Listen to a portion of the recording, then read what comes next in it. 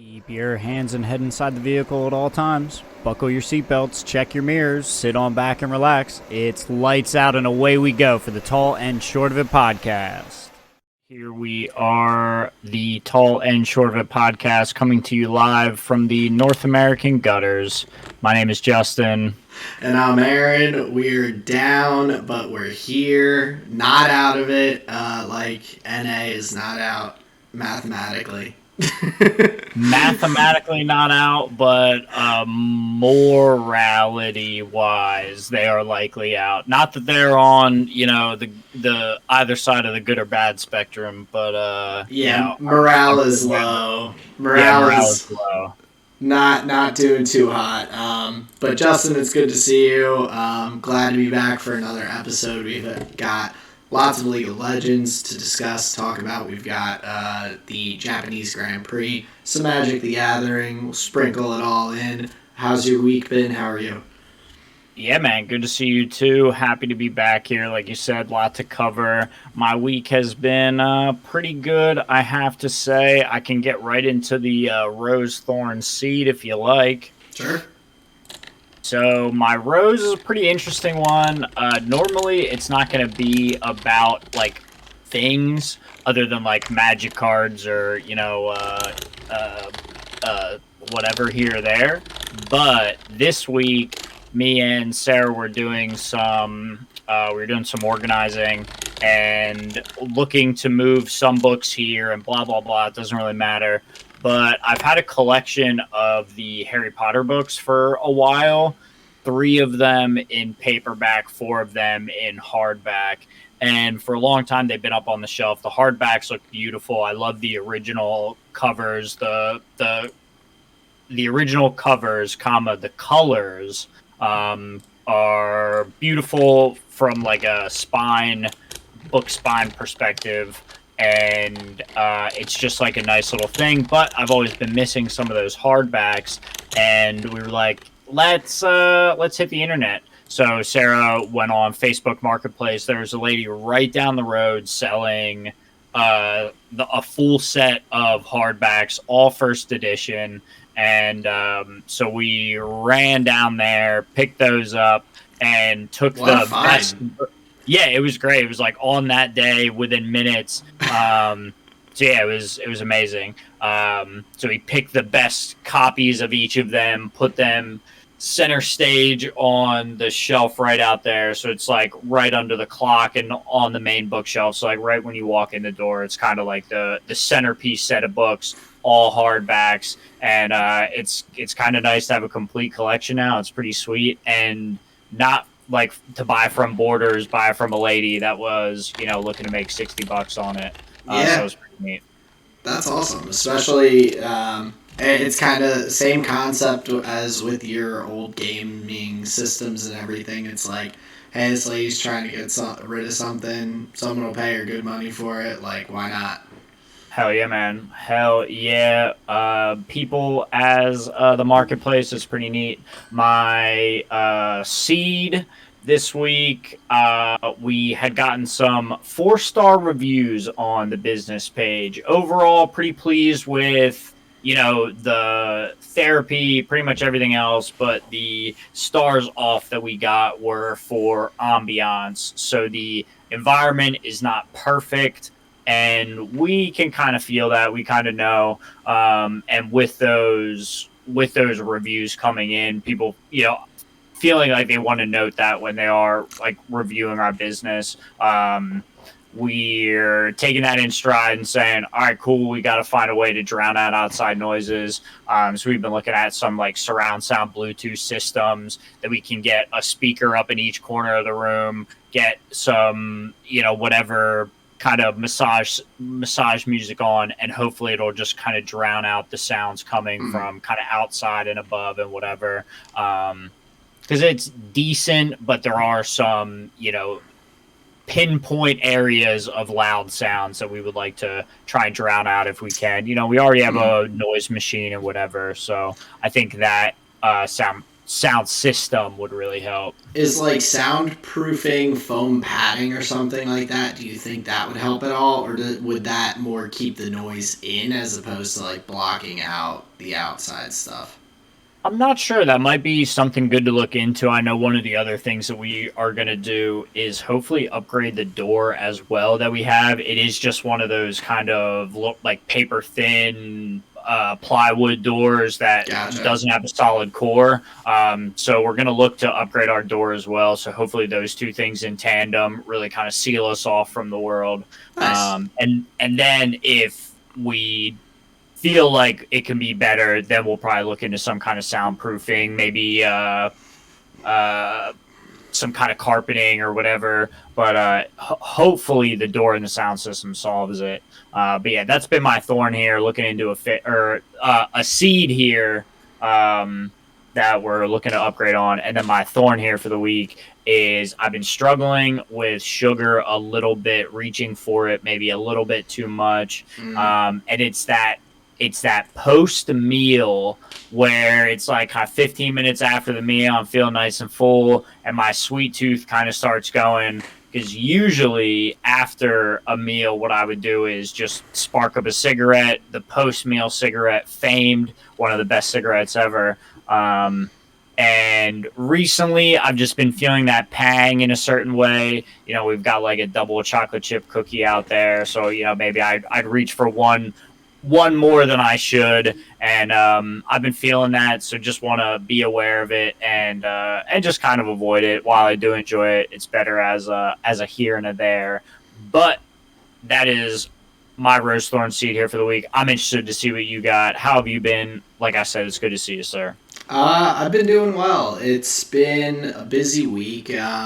Work's been a little hectic, but we had our last wedding of the season this weekend, which was nice. Got to enjoy Lancaster a bit. I visited my brother and sister-in-law for a few minutes while I was kind of waiting around for the day.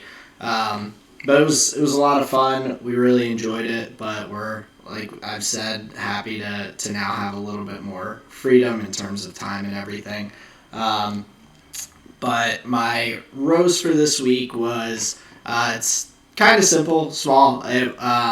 Above my desk here, there were it was a space that Colleen had wanted shelves to be put up. She had the shelves. Like, I had just put it off for a really long time, in part due to laziness, in part due to wanting my waiting for Willie, who had borrowed my shop vac, to have the opportunity for me to get that back, so that I wouldn't be dropping dust all over my computer. So got those hung up while she was out of town on a work trip at the start of this week. It looks nice. The feng shui is vibing. So similar to you with your bookshelf and everything, my feng shui was kind of my small rose. It feels like the space is a little more complete, and also just the fact that I've had this like ongoing thing that I've been just like holding off on doing, and now I've gotten that just crossed off the list that I don't have to worry about. We also got a shelf for one of our closets, or a few, like a stack shelf thing, that instead of everything just being piled into that closet kind of all over the ground, I've now been able to like organize it. Things are more accessible. So some of that organization and all has been nice to get done. My thorn and seed for this week go hand in hand. So I got the new computer part, as you are aware, but the new SD drive that is going to be a lot faster for booting up the computer, booting up and loading different things, and just I'm also hoping, like, rendering the podcast and any of those other things, that it will expedite them quite a bit. But the thorn being, I had some issues with startup files being corrupted, yada, yada, yada. It took a lot of, I was up till about 2 a.m. last night working on it, and then delayed the start of the episode today, and still have more work to do of getting all the files and programs and everything that I want back on here. But nonetheless, as I've been transferring, downloading, and reinstalling all of these different things, it has been wicked fast compared to what I was used to. And so the seed of that is that it is doing what it's supposed to and doing it well. And I'm very happy to have that upgrade into the computer now functioning properly.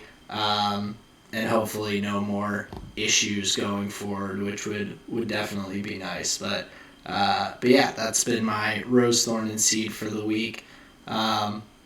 We've got a lot of different F1 things to talk about. We had some different announcements regarding driver rosters. So Pierre Gasly moved to Alpine, and that was, I guess, on Quali Day that they announced it, or maybe it was the day before. But he signed with Alpine for next season. That opened the spot at AlphaTauri for Nick De Vries to be signed with them. So 2 more of the seats, so still the seat of Mick Schumacher and the Nicholas Latifi seat are the 2 that are undecided out in the F1 grid, but a little bit of kind of roster shifting and things kind of getting a little more solidified as we only have, I guess, 4 races left here at the end of the season. Yeah, functioning and feng shui for your nice little office space there. Functioning and feng shui here for some of the F1 teams as they settle into what their rosters are going to look like. I don't know if Nick Latifi's going to go, man. Was that his best finish in Formula One? He went P9, brother. I think he might have tied it. Oh, hell yeah. Okay, well then nobody's going to care. But if that was his best finish, man, oh boy. They're going to say, keep this guy. He's a stud. We won him. So, yeah, 9 career points. I'm trying to see if I can find... and he's only been in for a couple years, so that's like 4 points average a year? Yeah, something like that. He had 0 points his first season. He had 7 points. So 0 in 2020. 7 in 2021, which he finished P7 at the Hungarian Grand Prix. That was his highest position. Gotcha. He finished in. He had a P7 and a P9 last year, back-to-back races. You said he came in 2019? 2020 was his first. 2019. He was with Rocket Williams Racing. So I was looking at that wrong. So yes, he's been in F1 and he was with Racing Point, but I don't believe he drove. Gotcha. So who did he replace then in 2019? Ooh, I'm actually not 100% sure. Gotcha. Because that to me is just hilarious that he has had just the most underwhelming F1 performance.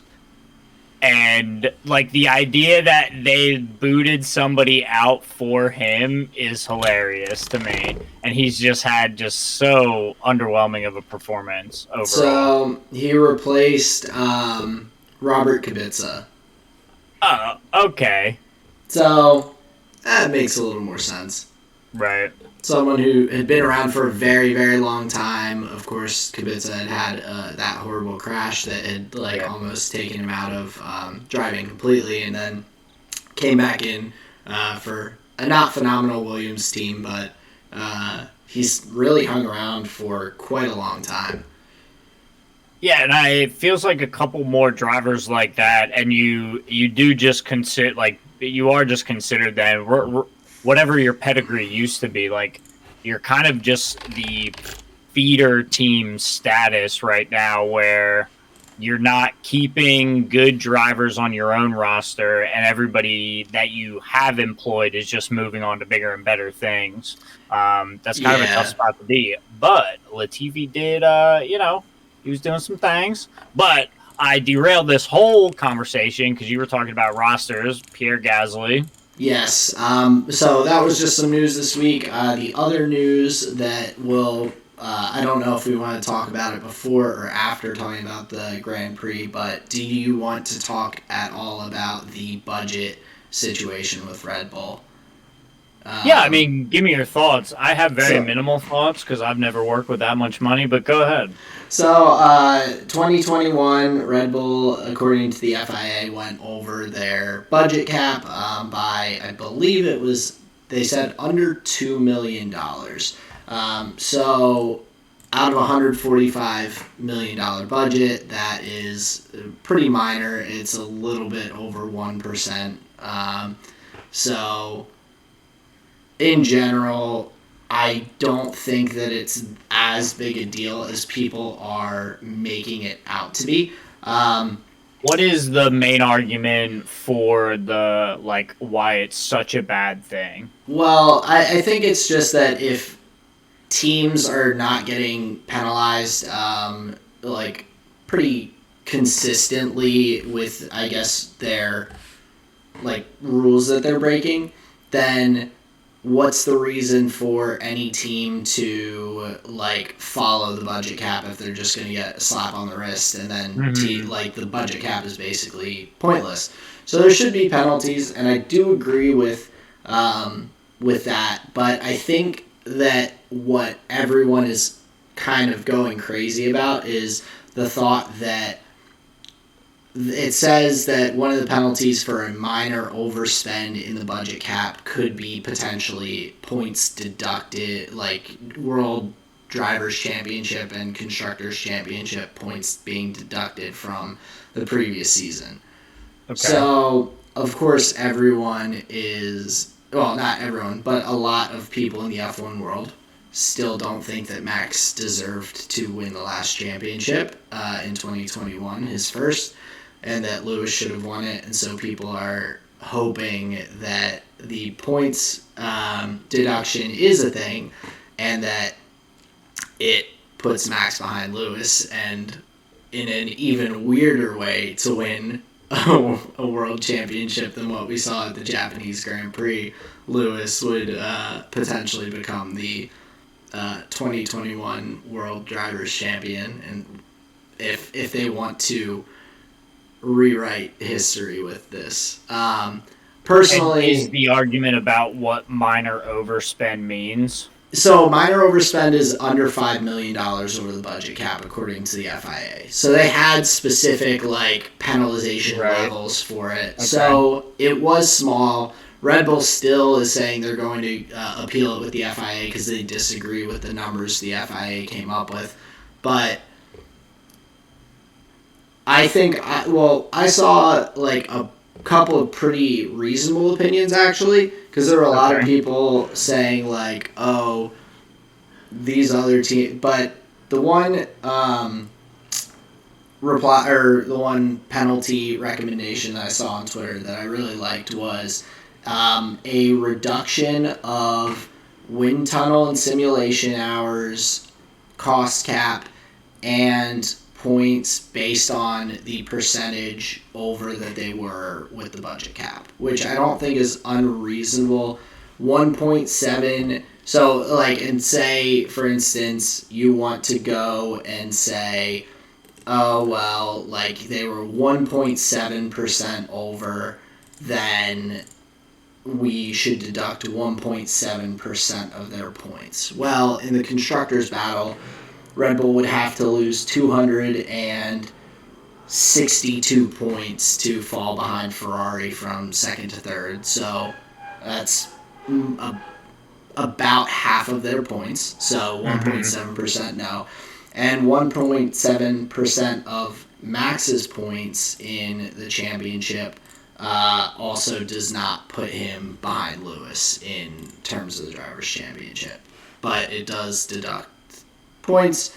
It also, like I said, people were saying, or the recommendation said to reduce wind tunnel time and simulation time based on what they would get by, like, some people were saying, like, double that percentage. So, like, you lose 2.5% of your wind tunnel time, you lose 2.5% of your simulation time, you lose 2.5% of your budget cap for next season for 2023. So I think that those are like reasonable thoughts. There's a lot of people that want to see the hammer be brought down on Red Bull. I just don't think it is going to happen, and unfortunately, I think it's going to cause a bigger stir in the F1 community because they are going to. People are going to feel as though Red Bull is getting special treatment as opposed to looking at the penalty for what it is and determining whether they think it's a fair penalty for, like, people's emotions are way too into it. Yeah, and it seems that the rule to remove points from the previous season seems really rough, especially where we're like, that's what you were saying, right? Where yeah, that was one of the potential, like, penalties that was laid out by the FIA in regards to overspends in the budget. Gotcha. Okay. So it sounds as though that's something that they've left the door open for, but aren't saying this is the definite punishment. In a season that is so close and it already being decided in a ridiculous way, I doubt that they would deem that as, well, this is the appropriate route to go. If that was the case, that's just like really fucking weird. And at a certain point, like, I wouldn't be too keen on being interested in something that arbitrarily they can just look almost a year later and be like, oh, based on this, actually, this guy won. Especially in a series about, like, racing, having it being decided by, like, a digital number in a bank. That's not the most rewarding thing for fans. No, I definitely agree. I think the argument is that, with that money they could have built a new floor that gave however many tenths of speed or, like, different things like that. They're saying that budget does translate into potential points by the spend, like, being able to spend more on parts and different things like that. So, the silliest part is that the way that, from what I understand, the way that Red Bull went over is that they, in the budget that the FIA, like, I guess, puts forward for teams, any, like, sick time for employees is counted into the budget, and Red Bull, I guess, went away with, like, certain, not like, you're not allowed to call out sick, but, like, certain parts of that, like, employee, I don't know, benefits or whatever was, like, the thing that they're like, we didn't include that in the budget because we're doing it differently than that FIA has it, like, structured in their idea of a budget. And so it's just a weird thing, and I think everyone's up in arms, but just from me being on F1 Twitter pretty frequently, I, of course, have been seeing for a long time all the people that think that Max and his first championship are fraudulent and everything, and whether you agree with it or not, the results are the results, and it was, I mean, you can say it was human error, it was bad decisions by the FIA to involve themselves the way they did. Right. But at the same time, I think it would also be similarly ridiculous to alter it a year later and like disqualify Red Bull or something ridiculous, which I don't think they would ever do. Right. So it's just weird, and we're still waiting, of course, to hear what the results will be, and Red Bull's going to appeal things, and so it's going to be a long, drawn-out battle that could even go into this offseason, but nonetheless, it is just some news that was out there that I'm sure people have heard about if they're following the F1 world. Yeah, that's an interesting one and kind of a weird one. I don't know who would be rooting for that kind of a scenario. I would just want any penalties, like regardless of, you know, what team you root for, you know, whether it was Lewis and Mercedes that overspent or Red Bull and Max that overspent, I think in a scenario as pernicious as that specifically, it just would not apply. Even like double the penalties that they would have had, double them to this year or whatever, just so you're not like muddying that water any further. That just feels kind of ridiculous to me. And I think that's why, like, in my mind, the thoughts of future penalties where, like, reduction of simulation and wind tunnel time and everything, and being like, hey, you, like, broke the rules, so now your team's gonna have to take this hit in the upcoming season. I think that's, like, a pretty reasonable way to do that and, like, push those forward. Right. And not just last year. Like, I'm sure you could imagine a multitude of scenarios where retroactively screwing with points would cause all sorts of confusion and confounding. So yeah, I can't imagine that's something that they want to mess with. But yeah, that's an odd one. I hope that whatever punishment is decided, it is reasonable for the offense. But yeah, like you said, it could be a long appeals process, so we'll stay tuned. Yeah, but we did have the Japanese Grand Prix this past weekend. It was very bright and early, 1 a.m. start time. I was driving Colleen to the airport at 5 a.m., so I was like, I'm gonna pull an all-nighter. I did that back in the day. And so stay up, 1 a.m. comes, we get 2 laps of racing in the rain, and then some pretty serious incidents that red flagged the race for quite some time. I felt like I couldn't go to sleep because I didn't know when it was going to restart. They just spring it on you like 10 minutes ahead of time. They're like, restart is at whatever time. So I just hung out for like an hour and 45 minutes waiting for the race to restart at 3:15 a.m. But to talk about the start of the race, initially I was actually surprised. It looked kind of okay at the very start, and then it just kind of broke into chaos. Yeah, obviously it seemed like the conditions were quite changeable. There were varying levels of rainfall coming down at different stages of the morning. So that made it tough to decide. But they did all right, so let's start on the intermediate tires. I guess you had the choice of which one you wanted to start on. So everyone started on wets. Well, for the restart. Oh, for the restart, yeah. Yeah. A lot of people starting on the inters, and it was like instead of doing long delay, they just started right on time, and then once things happen down the line, then they red flagged and brought everybody in. So I thought that was interesting where they go like they really do use like the live data and information to make the best decision for each weekend. You can't really tell what they're ever really gonna do, which is interesting.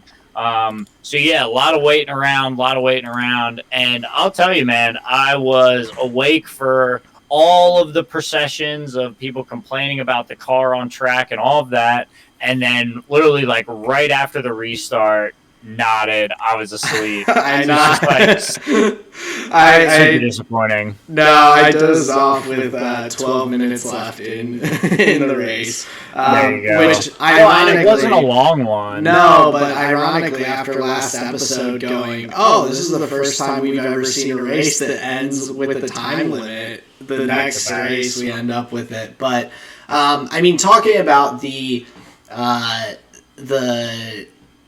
tractor on the track, I think I do think it is a huge deal, and I think that the FIA is handling it very poorly, putting the blame on Pierre. They gave him a 20-second time penalty and 2 penalty points for speeding under red flags as he passed the crane. And so, for anyone who didn't watch, Carlos Sainz went off, crashed, took out some signage on the side of the track and all in the tire barrier. His car was stranded. Pierre ended up with one of these ads, I think it was for a Rolex, on the front of his car, so he had to pit to change his front wing. While he pitted, they red flagged the race, but because he was then a lap behind, he had to come around the full way to have the equal amount of fuel as the other teams for the restart.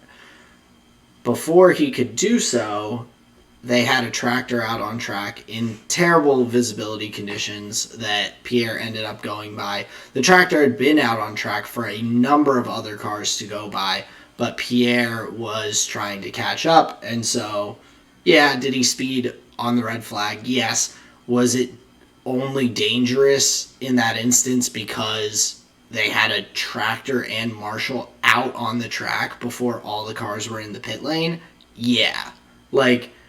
That's just not acceptable, and I know they talked about it a lot, but Jules, one of the other drivers from, I guess it was 8 years ago, got into an accident with a machine that was on track, I believe, and passed away. Mm-hmm. And so, of course, these drivers who knew him, who have been around for quite some time, were appalled because they're like, this happened already.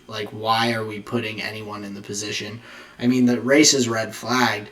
Just wait till all the cars are in the pit lane and then send the equipment out to get the car. It's not that different. It's not.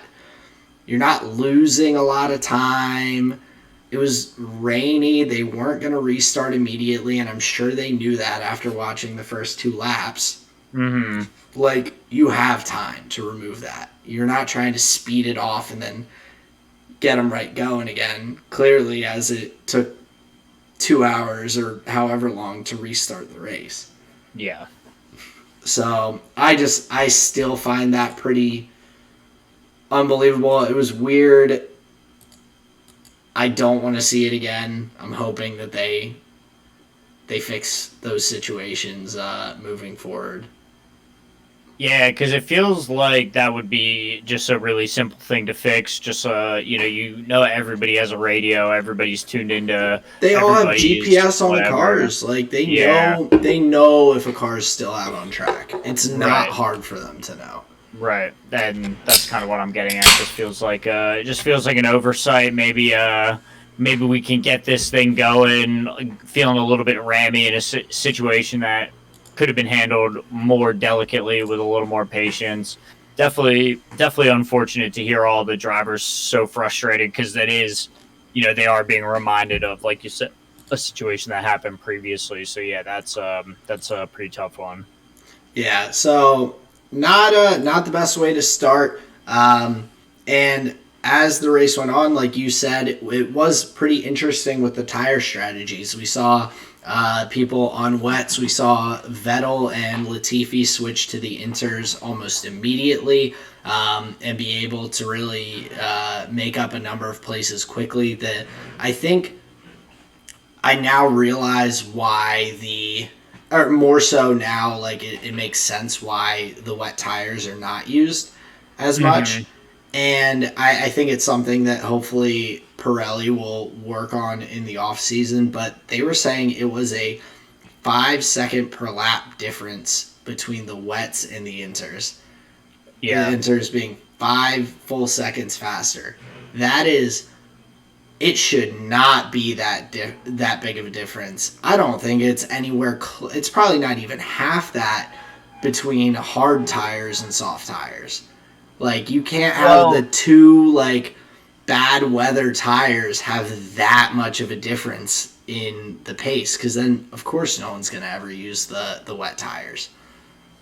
Are they supposed to use the full wets, though, or is that a kind of like a safety feature that they have access to, like doing the rolling restarts and stuff, but the true racing tires, you want to be on the intermediates? Well, the wet tires, the intention is for them to be able to like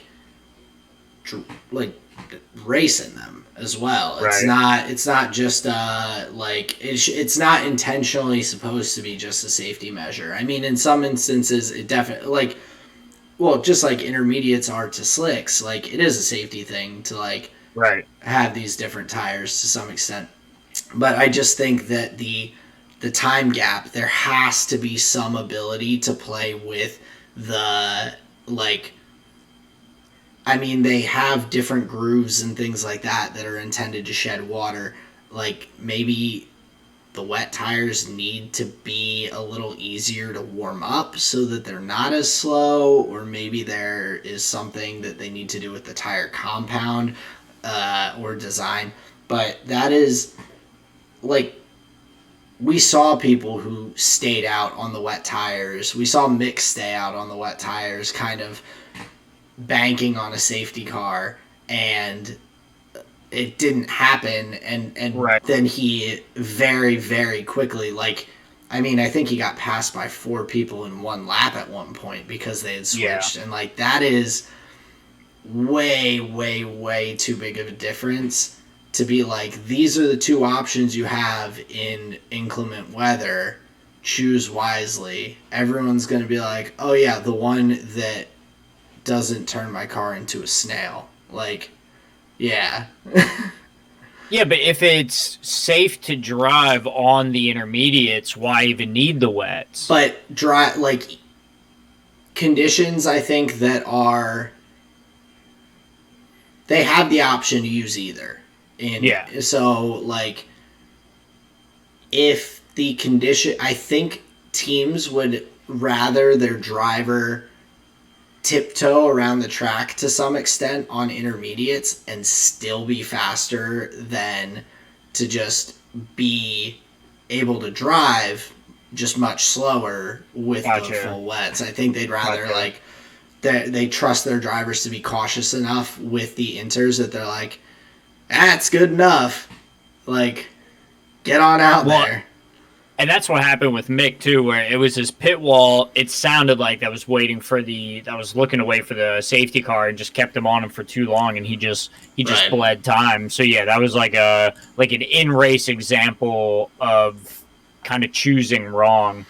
I don't know though. It sounds like they have to bring it a little more in line to be able to have it raceable in those conditions. Because I think it's a safety option, currently, because no one would ever pick that tire otherwise. Right. So it needs to be, in my opinion, similar to choosing between softs or mediums. What are you going for? This wet tire will be able to shed water better and longer at a slight cost to speed, as opposed to a detrimental cost to speed. Right. Yeah, because you want to be competitive while being, mindful of the track conditions. And, like you're saying, 5 seconds, that's a lot. So if you're going to force everyone to stay on wets, that's different. But there's not really a way to do that. Right. So, but that's a good point. As we said with Mick, he stayed out for quite some time, and there ended up not being any other DNFs after that restart. So only Alex Albon and Carlos Sainz from the start that got knocked out and DNF'd. Past that, it was a lot of confusion all over the place. There was confusion with whether full points were being awarded or not. The broadcast kept saying that it was not going to be full points and how we needed to get to 27 laps for it to count as full points because under half race distance would be half point, or I don't know. It was very confusing. And then, of course, the full points were awarded for the race, which was just, I think, confused everyone, not because of the rule, but because we had all been being told that it was not going to happen the entire race. So that was pretty interesting as well. Well, based on lap times, they may have been thinking like, oh, they're not going to get the amount of laps done. So like that's perfectly reasonable. But the reason that full points were awarded was not because of that. It was the rule basically says if you restart a race after like a red flag and it doesn't get like, if the race finishes, which the timer counts as the race finishing without being like the race being stopped due to a red flag, then it's full points.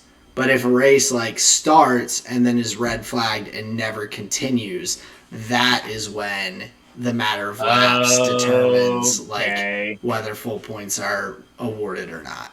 So yeah, that makes a whole lot of sense. Okay, I'm with you. Yeah, so that was not clear to even the broadcast, so we ended up with a lot of confusion there.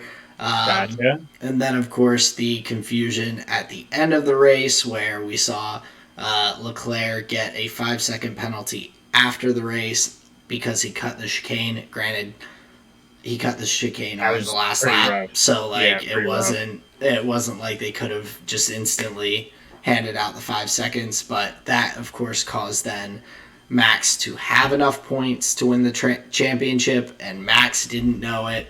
No one knew it. It was a very, very bizarre way to win a world championship for Max's second.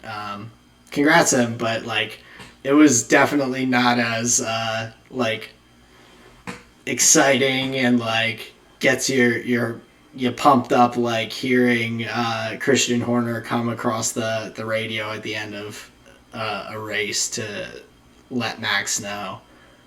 Yeah, in the driver cool down room, he was like, wait, are you sure? Yeah, he was asking some questions, and tough to realize like, oh, he's not joking. They really hadn't accounted for this. Yeah, well, and like I don't think they knew the penalty really.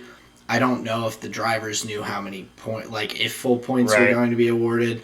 He seemed to, like, based on his math he was doing, there's a video of him going, I think I'm a point short. I don't think that I got it kind of thing. And then they sent him from the cool down room out to the team again, and then from the team to his personal champions room that was just like him in a plant just sitting there. It was odd.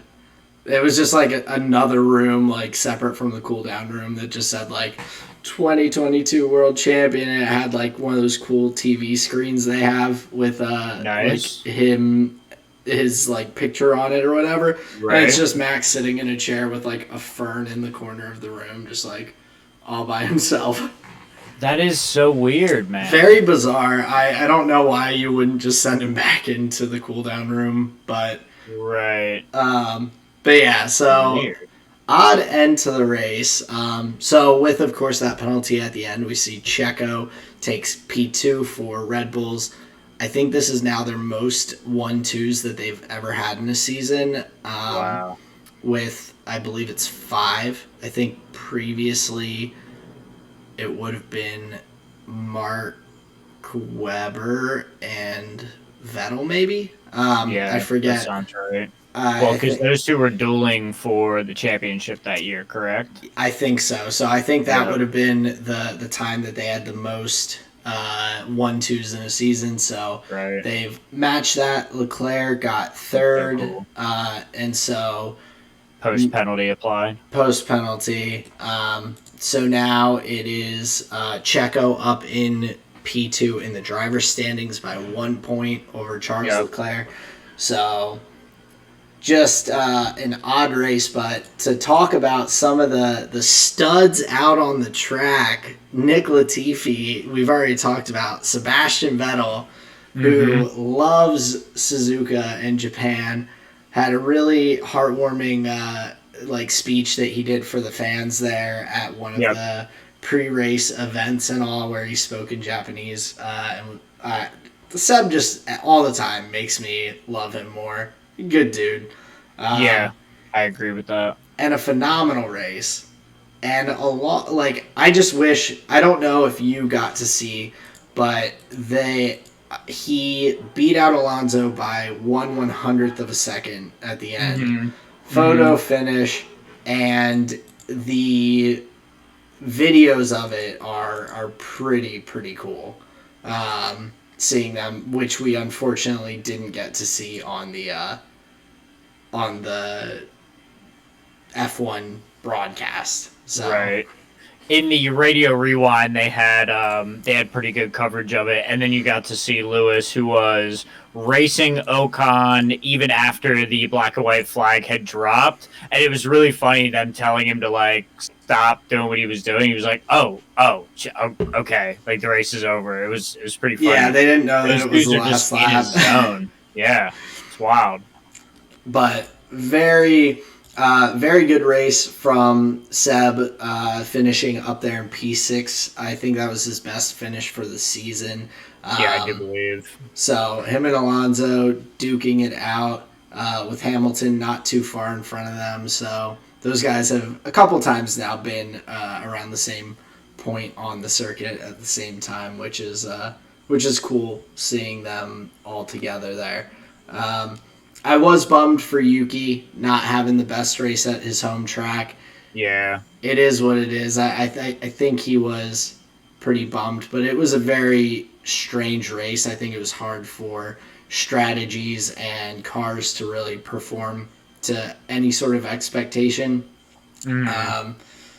So I was a bit bummed for him there. Pierre, same thing, didn't get it right in the with the strategy and all, and then of course the 20-second penalty at the end. So. Oh yeah, that's just going to take him out. So yeah, a tough day for AlphaTauri, a tough day for Yuki at his I guess first home race in Formula One. But there will be other opportunities for him. Obviously, he has his drive for next year, correct? Yep. So it won't be his last. Yeah, and I mean, I think it was cool to see all of the fanfare and everything ahead of it. It seems as though a lot of drivers really enjoy that track and being there in Japan. So I, similarly to Ricardo going to the Australian Grand Prix and things like that, it will hopefully have plenty of opportunities to see Yuki in Japan racing in F1. So looking forward to that. I guess, were there any other particular notes that you were wanting to hit on before we look to move into some League of Legends? No, that was really it. Just shorter race. I think there was 28 laps done. Yeah. So it was more of a sprint race than anything. Like you said, strategies weren't really able to kind of carry out right from the restart. Things stayed pretty similar. Based on what they were, the pits of, I guess I was Seb and Latifi, like you said, that kind of changed things a little bit. But overall, it was, pretty standard fare for just about 30 laps. So yeah, I'm kind of all good. I definitely enjoyed it. In the wet though, with all those delays, it's a little bit tough to keep excitement up. But going back watching the race highlights and watching it over again is okay. Yeah, so there was some good stuff here, but. long Sunday. Yeah, it was a long Sunday night. Or I guess Sunday morning, Saturday night. Yeah, yeah, exactly. But Mm. definitely a long night. I don't recommend staying up till 1 a.m. to watch an F1 race. I mean, I enjoyed it. I'll probably do it again, but I still don't recommend it. Well, I think I may catnap like a little, a little bit before, Yeah. like a little bit before my bedtime, so I'm, pretty rested at least for the race. But yeah, that rain delay was not what we needed. But I will tell you what we do need is more wins out of these North American teams because Europe is totally showing us up. Oh, it's bad. And even worse for, well, only really I would say for Jensen of the NA mid laners, but Oriana has a bug, so she is disabled for Worlds until further notice, so we won't see any Oriana play. But just in Further general, notice, she has been re-enabled. oh, she has. Okay, Yeah. I did not see that, so I appreciate it. Yeah. But not that she was getting picked really anyway. But yeah, NA has started off very, very poorly. The first game of the tournament with Fnatic and Cloud9 was actually, I thought it was a pretty decent matchup for a while. It just eventually, Cloud9 kind of got outscaled and lost some fights. It wasn't as big of a beatdown as I feel like the broadcast kind of made it sound, or that 15 to 6 in kills looks like. It was pretty tight for quite some time in that match. Yeah, I think it's the 8-0 upset that really kind of skews the look. 8K gold lead by the end of it. But yeah, 32-minute game, only down 9 kills. Like it's not terrible. Like you said, I think the scaling just kind of took over from the side of Fnatic. So in that scenario, like what's Cloud9 supposed to do? They just kind of draft a little bit better, or play out their draft a little bit better. But yeah, I don't think they did anything wrong in game. They looked to get the advantages that they could, but yeah, just kind of got outscaled. And from the North American EU battle, that's where it all starts, where Fnatic goes up 1-0 in the little comparison there. Yeah, and Fnatic looked good. Humanoid, the Azir pick has become a very big one so far in Worlds, and I mean it has in previous years as well. But I've been really impressed with a lot of the Azir play. Humanoid played it well. It can be so impactful. The Maokai again has been huge in the tournament so far. It has really been pretty dominant, seeing that next to a Sejuani in the jungle in that Fnatic Cloud9 game. The Sejuani just could not stack up to it. You have such a quick rotation of spells on Maokai once you get later in the game with the CC and everything that you have, compared to Sejuani's dash and ult. I think you get a lot more from the Maokai, a lot more healing currently the way that the champion is, and so that's huge. But that, along with the Ornn getting the upgraded items, set America off to not the best of starts. Yeah, and it just kind of continues from there. But like you were kind of alluding to, the meta's pretty interesting. We have it kind of returning to tank top laners. Aatrox still 100% pick ban, so he's the thing teams are looking to first pick on blue side, and then red side can get their 2 answers, whatever they want to do. A lot of choices coming up against the Aatrox. Nothing is really sticking that well. We see some matchups going better than others, but I think just overall rather interesting group stages so far. Did you I don't want to go like game by game. Really, I was hoping we could kind of go like group by group, talk about maybe like surprises, disappointments in each group, and kind of go from there. Yeah, I mean that definitely sounds good to me. I mean, I think my biggest surprise so far of at least Group A was Fnatic picking up the win off of T1.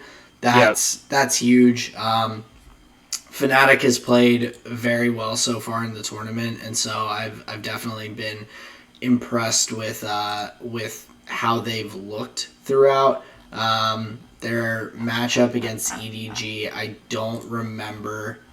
I don't believe I got to watch that all the way through, so I don't know if you have any insight on that from them. But it was a long game, almost 37 minutes. So I would imagine it going that long meant that they were playing well. So Fnatic coming out hot into the group. So there is still, of course, some leeway for our disappointing C9 start to potentially sneak in. Yeah, it could. That's definitely the disappointment. I was hoping that they would at least like win one game in the first round robin. But for Fnatic specifically, I think that's going to bode really well for them in the head to head against T1. Depending on how the second round robin shakes out, there may be an opportunity for Fnatic to actually knock them out of the group if they. Let's say T1 wins the next game, but Fnatic has a chance to win that head to head if they win their other games and their record at that time is better than Cloud9. That's going to give them a pretty decent chance to get out of the group there, which would be very surprising to have T1 knocked out by Fnatic. But I think right now they're playing quite well, and like you said, yeah, Humanoid is kind of a weapon right now. Yeah, and looking down into Group B, my standout performance, of course, is JDG. I didn't expect them to be a bad team coming into Worlds by any means, but they have looked just locked in. Watching particularly Yagao on the Azir, he has just been incredible on that pick in the game against Damwon Gaming Kia, which was extremely tight back and forth. Multiple times during that matchup, Yagao was able to get really great Azir ults, pushing multiple members back. And really turning fights entirely just with those plays. So he has looked phenomenal. Hope as well on the Kaisa in that game was absolutely ridiculous. And so JDG has 100% been my standout so far in Group B. Are you surprised though that they're 3-0? I'm not surprised that they're 3-0, but I wouldn't have been surprised if they were 2-1 either. I wouldn't have been surprised to see Damwon take the matchup against them. Sure. I was going to say, that's the only thing that seems reasonable to me. Yeah, so it very easily could be flipped 3-0 Damwon, and even looking at that game individually, it was very, very close and very back and forth. Of course, EG has not been super impressive. They did, I will say, put up a pretty decent first performance against JDG. I felt like although they were behind throughout the game, were really looking for opportunities to try and scale back into it and get kills onto Impact. Kaori and Vulcan had some really nice plays in the bot lane that kind of held them in it for a bit longer as well. Did great in that matchup, but of course the top side of the map, Kanavi and Yagao, were just the better mid jungle duo in that matchup and looked phenomenal. Yeah, and it's tough to see. What do you think Evil Geniuses is doing wrong in their matchups? Do you think the bottom side is that tilted? Because we even see like JoJo picking, he's picking set into caps where like is that the kind of setup you need JoJo on is just like this meatball. I think the set and the Nidalee pick were both not what you would want. Right. In current meta, I mean, you're not seeing anyone else really pick those champions in those roles. You may see a set support, but I wouldn't expect to see it mid really. So I really think that was more so bad pick ban as opposed to like as poor of a performance as it looks. Right. So I do expect EG to hopefully be able to pick up 1 to 2 games in this second half. They very easily could only pick up 1. I don't see them going 0-6, but you never know. I mean, none of the other teams have really made that many mistakes up against them. So I could easily see EG falling out. And of course, in Group A, how I was talking about Cloud9 being not mathematically out, I don't expect them to get through the group. I do have to say that. I'm rooting for them too, but I'm not expecting it. And similarly with EG, I don't really see that as a huge possibility. Yeah, I think you could say our team fan hat and our analyst hat look very different. Yeah. Oh, absolutely. Yeah. They have to. Yeah. Like they have to. Yeah, you're right. Or else we couldn't pretend to know what we couldn't pretend to know what we're talking about. Right. Like I mean, we follow along and pay attention to a lot. We're by no means the best analysts in the world. We're experts. And at the same time, though, like we can't be experts of everything. But at the very least, we're not going to be bad at analysis and be analyzing things based on our who we're rooting for. Right. That would be tough. Just like drinking the Kool-Aid so bad that every time it's like, here are Cloud9's keys to victory, and then like being upset when they're like knocked down, and being like, honestly, I'm gonna write Jack a strongly worded letter, and his off-season moves have to be better. I'm not, we're not doing that. No. But yeah, we can be experts on Group C, a group that seems to have a decent amount of parity, except for EU just going crazy.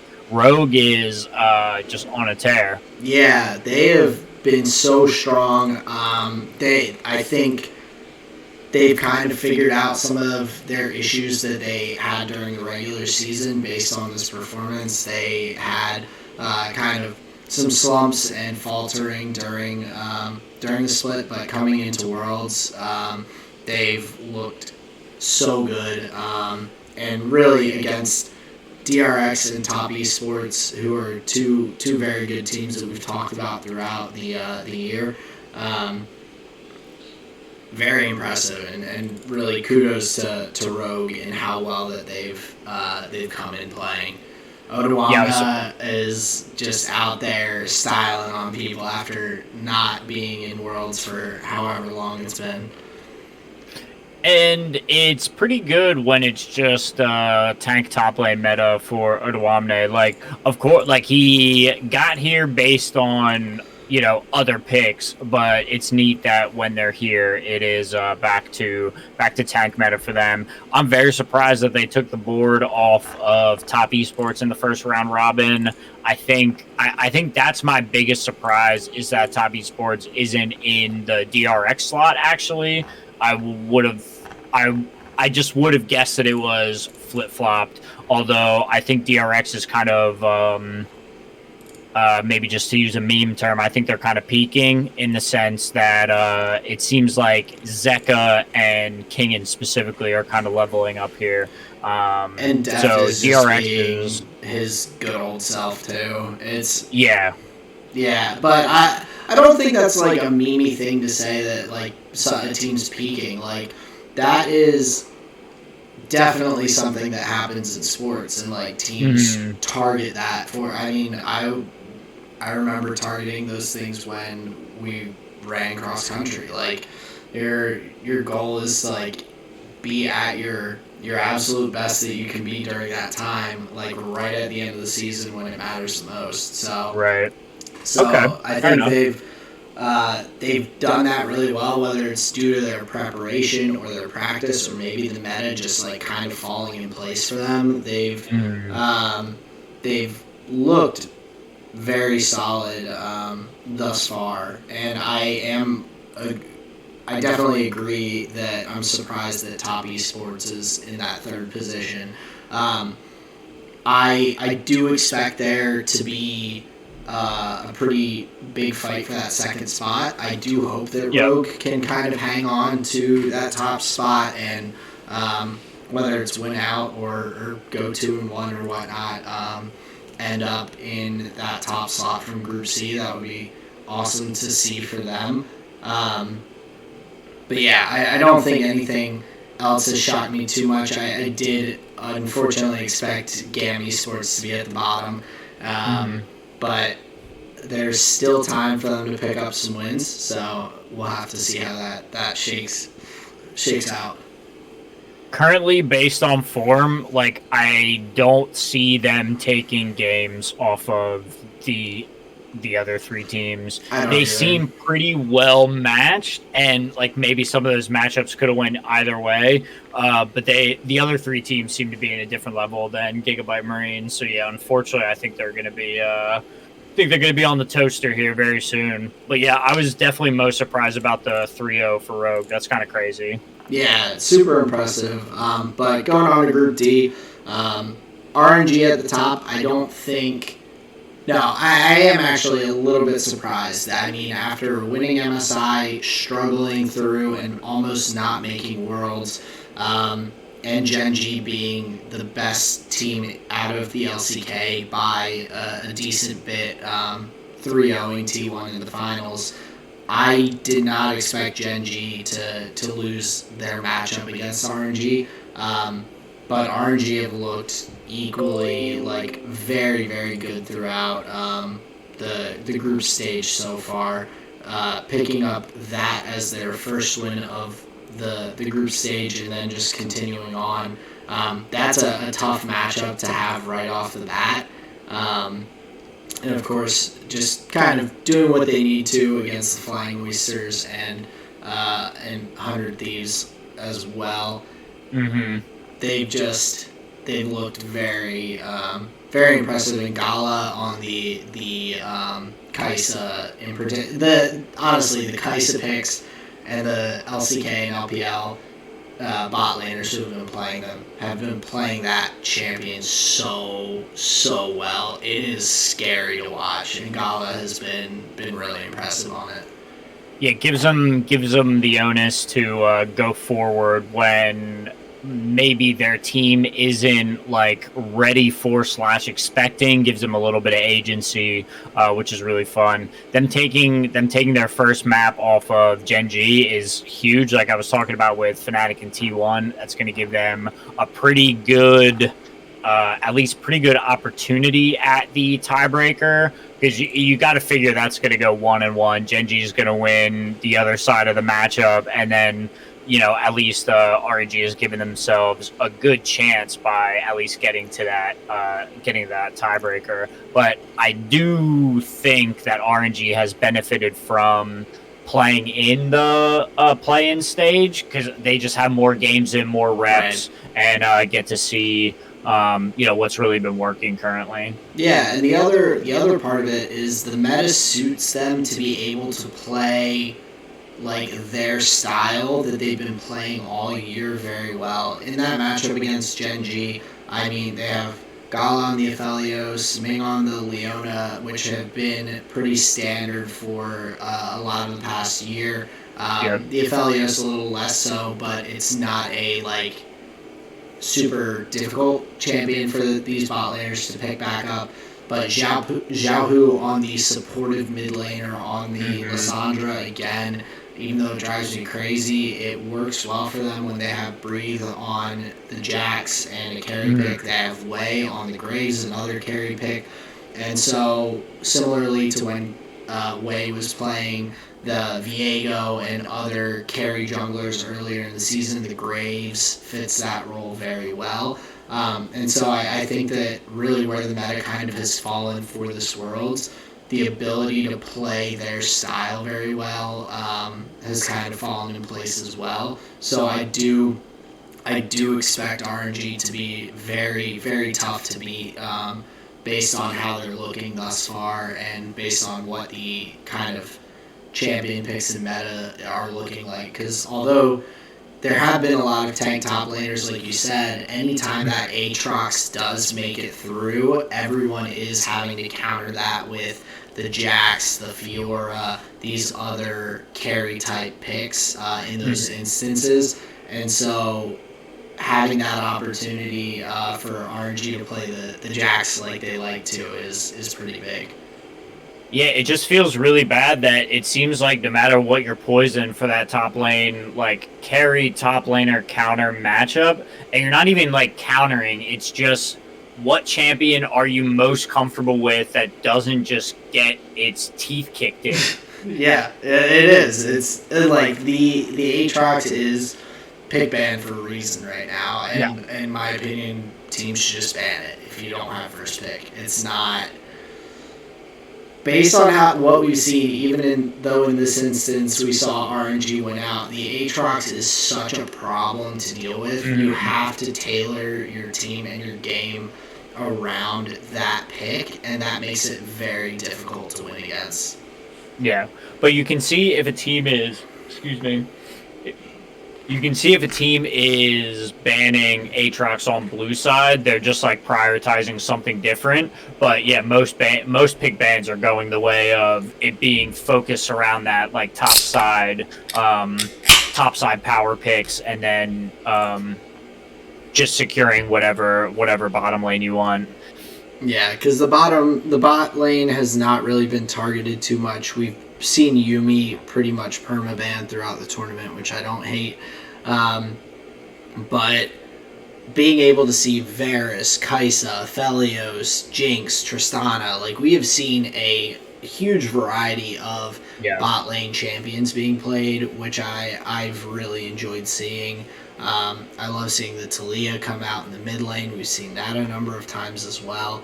So I've enjoyed.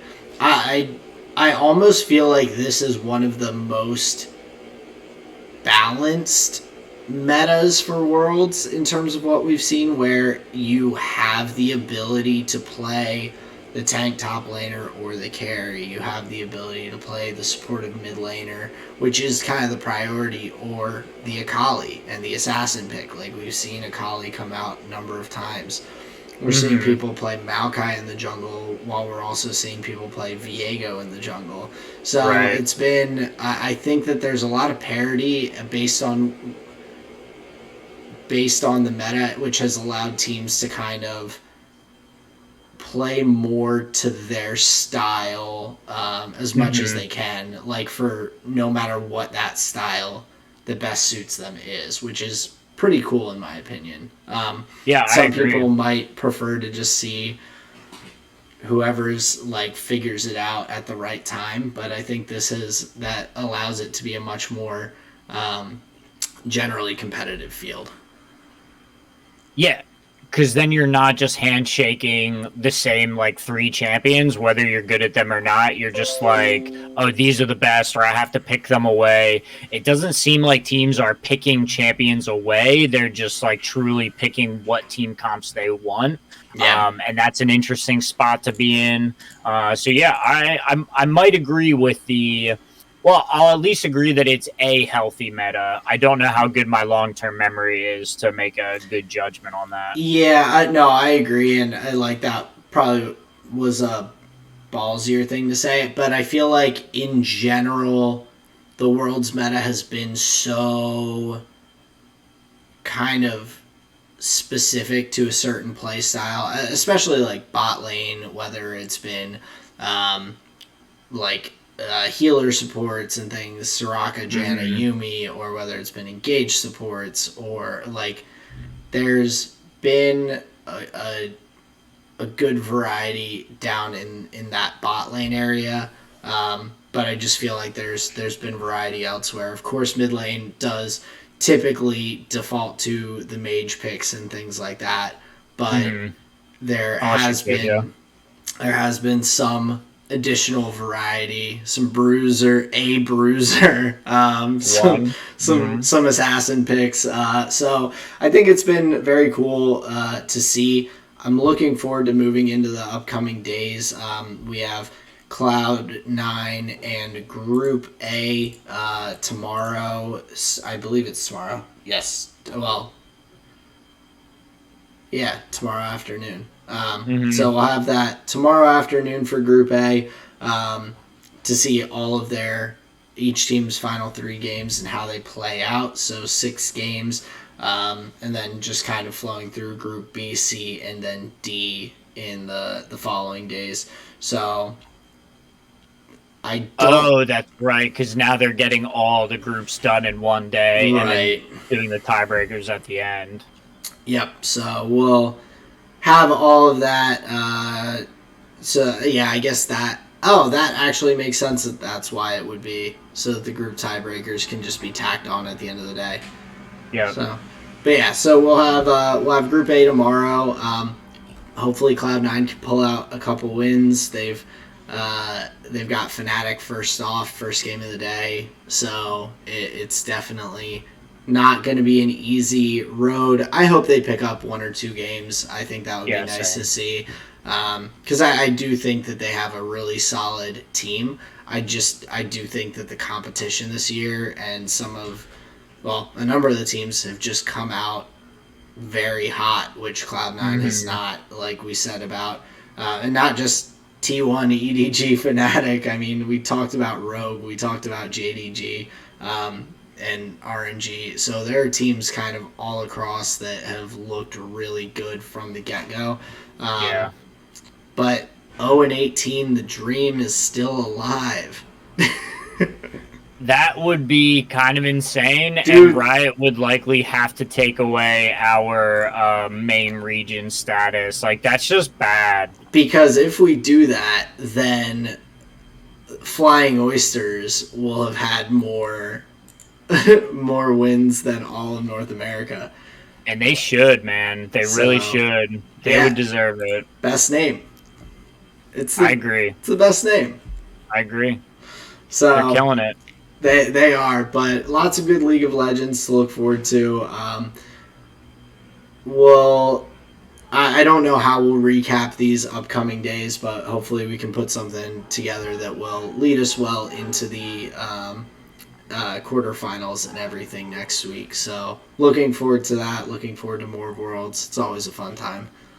Yeah, definitely agree. We'll see all the groups shake out on each of the days respectively, and it may be a little similar, or it may feel more akin to like a tournament format where each of the teams are playing multiple games on the same day, like kind of back to back, where it doesn't just feel like these like weird one-offs where they have to warm themselves up for like one game. It's like, oh, okay, all right, now we just go home, I guess. Yeah. So that feels kind of weird, but happy to be looking forward to having what feels like more complete days of groups games. Yeah, so a lot of good League of Legends, a lot of hopium for North America. So I know that kills you to say, Justin. So I have to throw it out there. But yeah, I don't think NA is far off from their first win. That's all I'm gonna say. We may be worlds away. Bump. There you go. And with that, we have some Magic the Gathering talk for this evening as well. Yeah, just want to sprinkle it in here. Got a couple of games going. So on Sunday, we were able to get a game in with the Michigan gang, which is pretty cool. So that's Buddha, Braxit, and Milk Breath. We had a pretty fun game. Unfortunately, Milk had to kind of dip out early, so the 3-person dynamic is always a little bit tough. I think it was still a pretty good game. Buddha ended up winning that game with his Brago deck. It's blue-white Blink shenanigans, and Yes, that was a really fun game. Braxton was trying out a new list that he had been working on, which I believe was a commander from Dominaria United. So it was fun to see a couple of new lists, couple of old standbys. So that was a really good game. Shout out to those guys. Thank you for the game on Sunday. And then on Tuesday, we got some games in with the Commander 9 gang. It was myself, John, Ben, and Jason this week. Got some games in, got to play two. Don't want to really go like too much in depth. Nothing too crazy, but what I do want to talk about is the Warhammer 40K commander decks. Jason purchased one, and John got the lot of them, and he played the Inquisitor Greyfax deck, which is just one of the color combos, and it was fun seeing those new cards. There's a lot of new to Magic printings that are specifically in Warhammer 40K flavor. So you have the I don't want to butcher any of these names, but I believe it's like the Necrons, the Inquisitors, and some of Space Marines, and all of the kind of well-known, well-loved factions, I guess you would say, being brought to life in Magic the Gathering. So a lot of the card flavor was really cool. A lot of the effects were really cool. John was playing, like I said, the Inquisitor Greyfax deck, and there were some fun cards in that I believe kept him in the game, and he won game 2 with them. And they're, obviously cards you don't expect. They're like instant speed shenanigans that are just super flavorful. So yeah, just all around good time. Shout out to those guys. So the Warhammer 40K commander decks are a good time. But I want to ask you, as part of the Magic conversation here, Aaron, is there an intellectual property outside of Magic the Gathering that you would be interested, that would get you to buy cards? If you were like, oh, there's a Harry Potter set, I'm buying Magic cards because I love that. See, I don't know for most things if there is anything that, so for a hobby that I'm not involved in, and so with Magic, a little bit more, but for I'd say the average person, if there's a hobby that they are not involved in, and they just see an ad on TV and they're like, oh my god, Harry Potter Magic the Gathering cards, I'm gonna buy those. I feel like most people would not do that. So what I'm saying is, for myself, who has been introduced to it, kind of generally understands Commander and some of the other formats a little to small extent and everything, and has messed around with cards with you, and I bought that the one box that was released before. If I were to buy something like that, it would I would want it to feel in that similar Magic the Gathering vein. So Warhammer 40K, great that they did a partnership. That doesn't really appeal to me that much, seeing Space Marines fighting against wizards. So for me, if it was something that I would probably enjoy if I were to pick it up and everything, I'd say something Lord of the Rings oriented, or Game of Thrones, or something like that that's in the same kind of fantasy vein. Sure. I was thinking, when you first said it, Lord of the Rings popped into mind for me, and thinking of some sort of, I don't know, card where you play it, and for every whatever you have, or whatever spell you get a 1/1 hobbit on the battlefield or something like that. Oh, just go. Instead of a 1/1 bird or a 1/1 skeleton or whatever, have it be hobbits or something, kind of. I'm sure they would do that. Something that would fit. So I feel like that would be something that would intrigue me. Okay. But I'm not someone who I don't think I would ever just buy something purely because it's like something that I enjoy out like elsewhere. Like Right. Yeah, I've heard that argument for some of the products where it's like, oh well, if you're a really big, to use one of the examples, like, oh, if you're a really big Street Fighter fan, you've never played Magic, like this could bridge the gap between Street Fighter and Magic for you. It's like, so maybe. I kind of doubt that though. It's the same concept that I have. So Colleen works in marketing. I'll keep everything general, but her brands, some of her brands that she works with and everything, I personally think that they're marketing incorrectly because they are targeting how to grow their demographic as opposed to just making their product or their brand the most recognizable name. And so, like, in some instances with marketing, I feel like you have a product that people either like it or don't. Mm-hmm. So, the people who don't want to be involved, don't like it, it's not their thing, whatever, like, you're going to waste a lot of your time trying to appeal to those people to, like, draw them in. Mm-hmm. As opposed to saying, hey, let's create products or let's push our brand more to our current audience. Right. And, like, grow our sales or whatever, patronage that way by targeting the people that we know like this thing. Like, Magic is something that is niche enough that, like, it's a huge it's one of the biggest, like, card games in the world, but there's still a lot of people that are not going to, like, join in and play that card game. So you have to even though they are enfranchised to something similar. Right. So, like, I think you'd have to target, like, if you're going to do it that way, you have to target, like, things that have enough similarities that you know that if you draw someone in, like, with this thing, that there's the opportunity to keep them as a customer.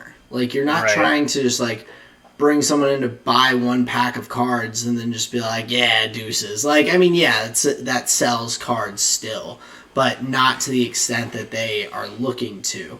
So I feel like you'd have to kind of target similar communities, whether that's the Dungeons and Dragons community. I don't know if there are certain characters or things like that or different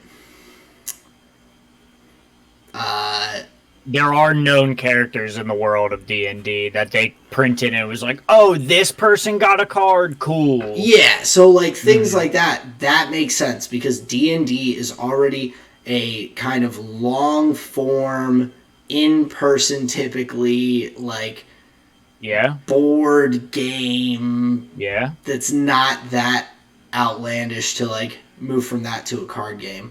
Sure. But trying to get someone to move from a video game, like if they printed a League of Legends commander deck, I'm probably not going to buy it still unless I buy it purely as a resale thing because I know that there's going to be people that are like, want that in the future.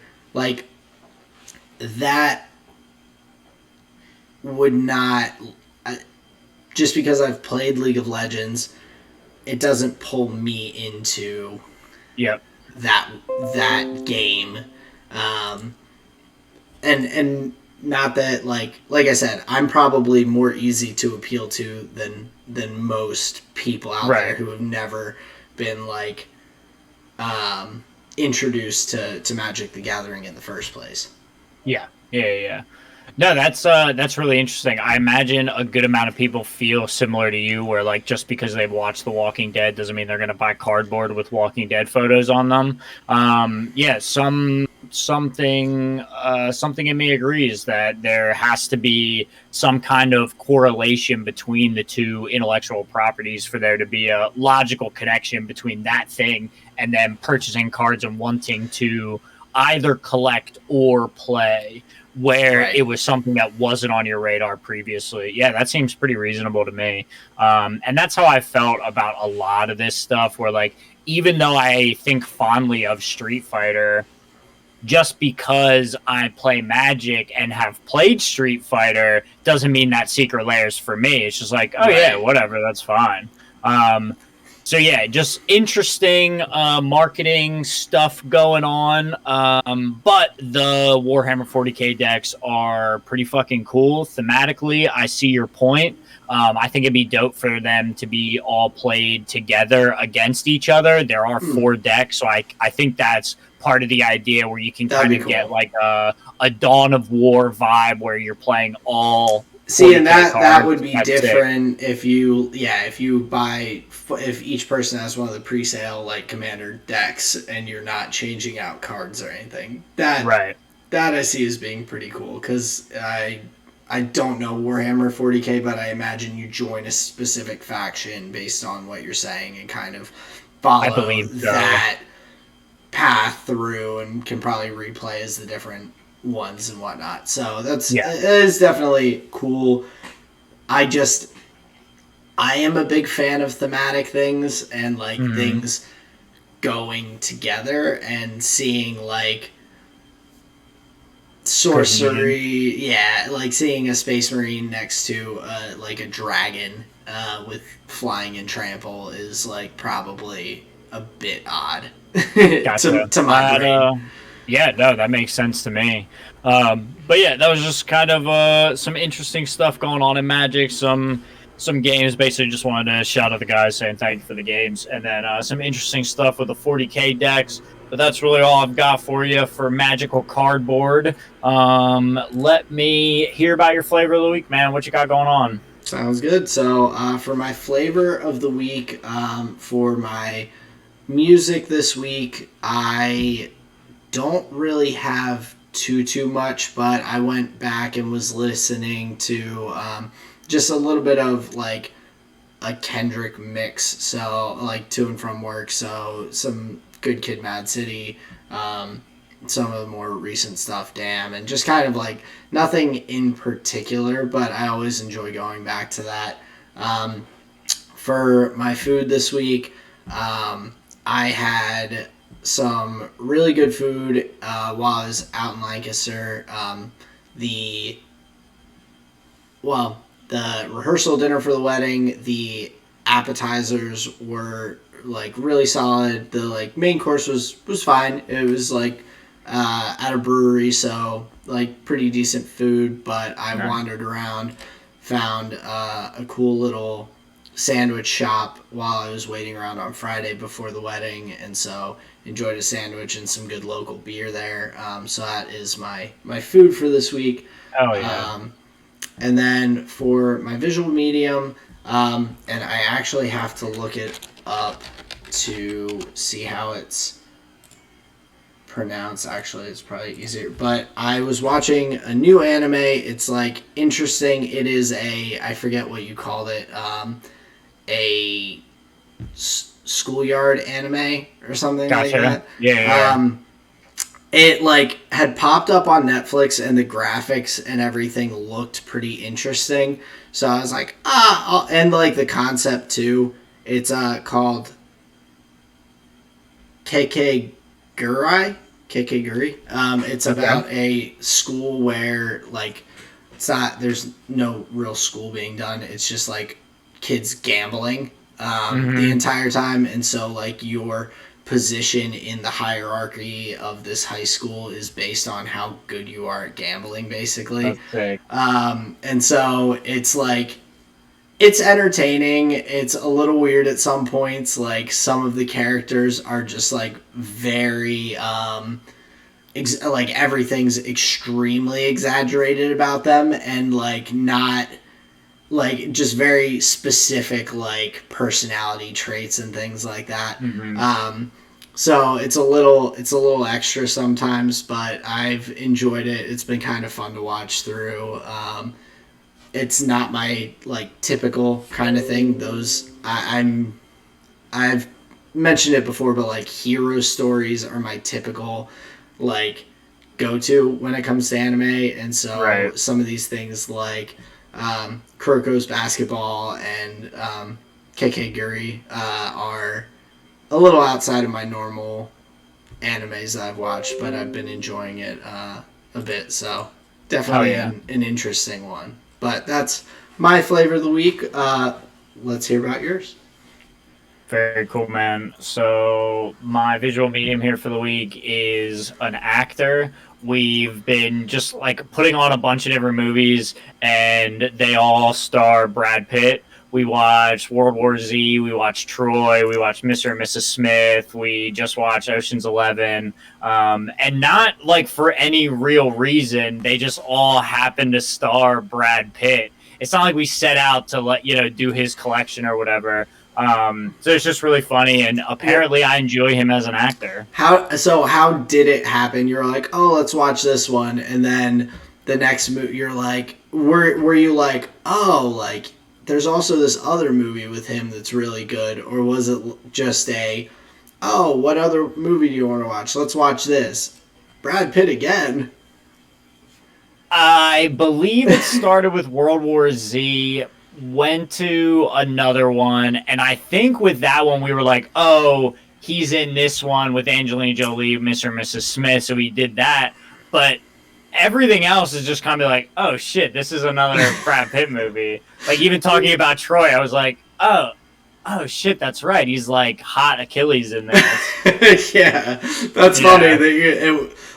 Because I could see it going both ways, where it's just like purely coincidence that it's gone through, or someone being like it's on your mind and you're like, oh man, I really just enjoyed this movie. Oh, like he's in this other movie that I've heard is really good. Like, let's check that out. Like that's also a reasonable thing to do. But I wasn't. Just have Brad Pitt on the brain. No, it sounds like it was a big fun coincidence, and so some good movies to enjoy. Yeah, a bunch of good movies. Looking forward to Ocean's 12. Going back and watching Ocean's 11 was amazing. It's a great movie. Such a funny movie. My food here for the week, chicken and dumplings. Sarah hooked it up. I believe it's a meal she hasn't made before. On her maiden voyage, I would say kudos. It went very well. Quite tasty. And then my music here for the week, going through my vinyl now that it's all organized, all in one place. I feel like I have a spot for it. I feel like I have a place to be able to listen to it that's like comfortable. I put in Of Monsters and Men. I believe the album's called Dirty Paws, just the name of the title track, but it's the one that has that, King and Lionheart, Sloom, Yellow Lights, all those. One of the greats is just a beautiful, beautiful little vibe. So putting that album on has been very fun. But that is my flavor of the week, good sir. Awesome. Well, that does, of course, bring us to the end of this week's episode. So as always, thank you everyone for listening with us week after week. We love putting this out. Check us out on Spotify, Google Podcasts. Check us out in video form on YouTube. And, of course, you can always hit us up on Twitter, message us, let us know your flavor of the week at tall and short of 1, the number 1. But thank you again for listening and joining us this week. Yeah, like Aaron said, you know where to find us. Google, Spotify, YouTube. New episodes every Thursday. And just want to say thank you guys so much for tuning in. We appreciate you. Thank you for spending your time here with the Tall and Short of It podcast. Peace out, everyone. Later.